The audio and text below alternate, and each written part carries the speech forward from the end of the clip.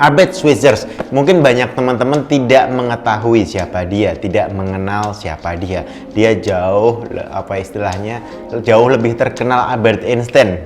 Tapi bahkan dia sering disalahartikan sebagai si Albert Einstein karena sama-sama profesor, sama-sama menang Nobel. Nah ini menariknya, dia menang Nobel Perdamaian tahun 1953. Si Albert Schweitzer ini lahir di Alsace, Jerman itu pada tahun 1875. Yang menarik adalah sepanjang hidupnya dari muda sampai akhirnya umur 30, dia fokus banget belajar tentang musik, berkarya di hal musik dan juga filsafat, teologi, tentang keagamaan, sampai akhirnya jadi ahli doktor di bidang itu.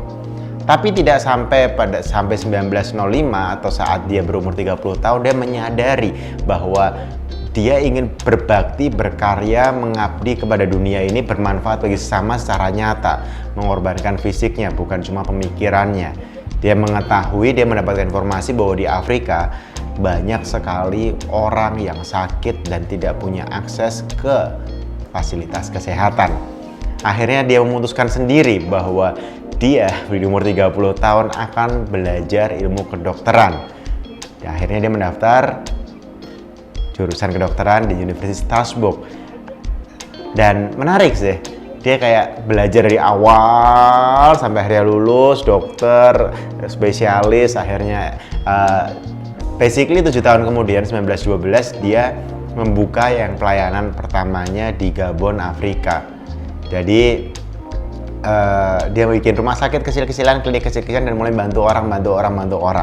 Dan seiring waktu sampai dia tua, sampai dia meninggal di sana juga, itu rumah sakit berkembang besar, membantu banyak sekali orang dan benar-benar fokus ke misi kemanusiaannya. Nah, menariknya, kenapa dia bisa seterkenal itu? Kalau kita ngomongin, ada nggak sih dokter-dokter yang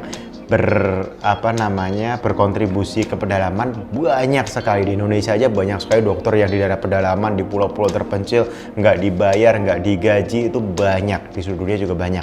Apa yang membuat dia spesial? Nah, pelajaran yang saya dapat dari sini adalah dia berkontribusi dan dia menceritakan apa yang dia lakukan. Jadi beberapa tahun sekali dia melakukan penggalangan dana ke Eropa. Dengan cara apa? Memberikan kuliah-kuliah umum, menulis buku, konser musik keliling Eropa. Semuanya didedikasikan untuk pembangunan rumah sakit dan biaya obat-obatan di rumah sakit tersebut. Itu yang membuat dia terkenal di Eropa di saat itu. Kenapa? Dia terus berkarya, banyak buku-buku yang dia keluarkan, dan juga dia mengisi berbagai macam acara-acara penting bergengsi di Universitas Oxford, di depan kerajaan, parlemen, dan di berbagai negara di Eropa. Bahkan dia sampai ke Amerika dan seterusnya.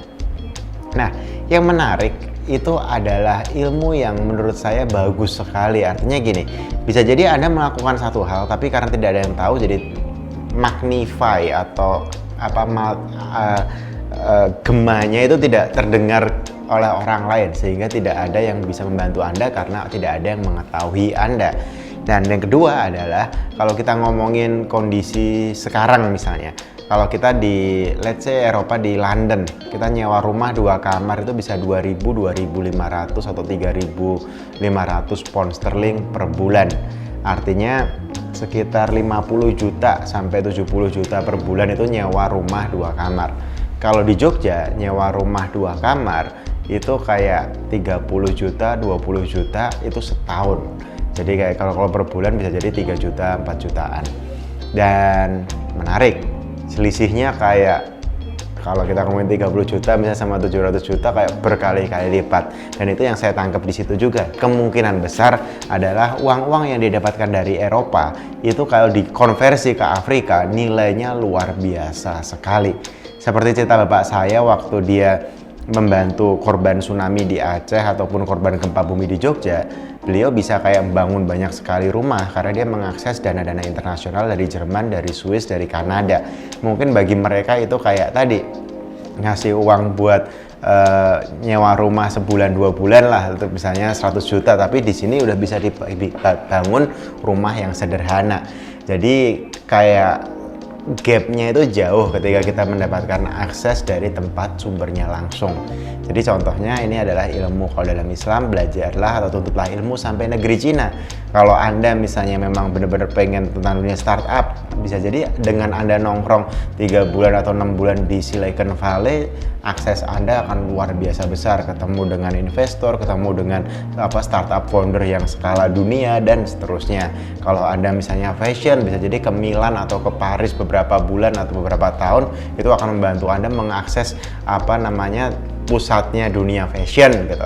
Atau kalau Anda mau belajar bahasa Arab, bisa jadi dibanding Anda 5 tahun atau 7 tahun kursus, tapi 1 tahun Anda ambil ke Mesir atau ke Arab, itu kayak bisa jadi menjadi percepatan yang luar biasa dibandingkan hal tersebut. Itu juga yang saya lakukan ke teman-teman atau tim di kantor. Kalau mereka mau sesuatu, cari yang terbaik di dunia, siapa main, walaupun kita bukan ring 1, ring 0, tapi kita ada di lingkaran itu, kayak kita jadi semi-semi bisa nyontek masa depan. Jadi di sini juga belajar bahwa kalau kita lakukan sesuatu untuk dikenal dunia, tulislah kan. Katanya kalau kita mau mengetahui dunia, bacalah. Kalau kita mau dikenal dunia, tulislah. Jadi ini sesuatu yang membuat apa yang dia lakukan masih kita bahas di sini sekarang 100 tahun kemudian bahkan. Karena dia menuliskan banyak memoir, biografi, bahkan filmnya dibuat berkali-kali di Hollywood maupun di Eropa. Jadi singkat cerita, apapun yang Anda lakukan, cari tahu sumbernya, dari mana tempat yang terbaik untuk melakukan itu. Yang kedua, beritahu kepada dunia apa yang sedang Anda lakukan, karena kita tidak pernah tahu dari mana bantuan akan datang. Tapi minimal dengan kita memberitahu orang-orang tentang apa yang kita lakukan, siapa tahu bantuan yang akan datang menjemput kita. Thank you.